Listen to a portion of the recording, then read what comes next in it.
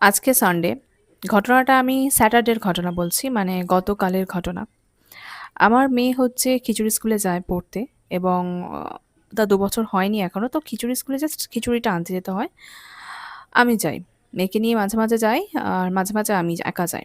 তো আমি গতকাল যে রাস্তা দিয়ে আমি যাই, তো সেই রাস্তার পাশে একটা বাড়ি আছে এবং সেই বাড়িতে একটা বাচ্চা ছেলে থাকে। তার দিদা হিমশিম খেয়ে যাচ্ছে তাকে তালবেশ শেখাতে। সে কিছুতেই তালিবেশ লিখতে পারবে না।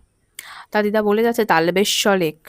আমি আস্তে, আস্তে আমার একটা কথা মাথায় এলো যে আমাদের মানে বাংলায় যে স্বরবর্ণ, ব্যঞ্জনবর্ণ কত উদ্ভট সব উচ্চারণ, লাইক তালবেশ বা তালিবেশ, পেট কাটা, মদ আমার জিভ ঘোরে না, মধ্যাহ্ন বলি আমি। আর আমি তো কত দিন, কত বছর আমি বলতাম বৈগিনের জ। বর্গিনের জ আমার আসতো না। আমি জানতাম না যে ওটাকে বর্গিনের জ বলে। আমি ওটা জানতাম বৈগিনের জ। আমি ছোট থেকেই আমার মা আমাকে পড়াতো বৈগিনের জ, আর আমিও পড়তাম বৈগিনের জ। মানে ওই যে তালবেশ বলতে পারছে না। তো ওইটা আরকি মানে আমি আমার সেই ছোটবেলার ফানি ইনসিডেন্ট গুলো মনে পড়ে গেছিল আরকি। আর আমি স্কুলে পড়তাম যখন বানান করে কোনো কিছু বা বোর্ডে ধরো লিখতে হবে যে জায়গা, তখন তো বর্গিনের জ লিখতে লাগে। আমি এখনো বর্গিনের জই বলি। এটা আমার আর আর ঠিক হবে না।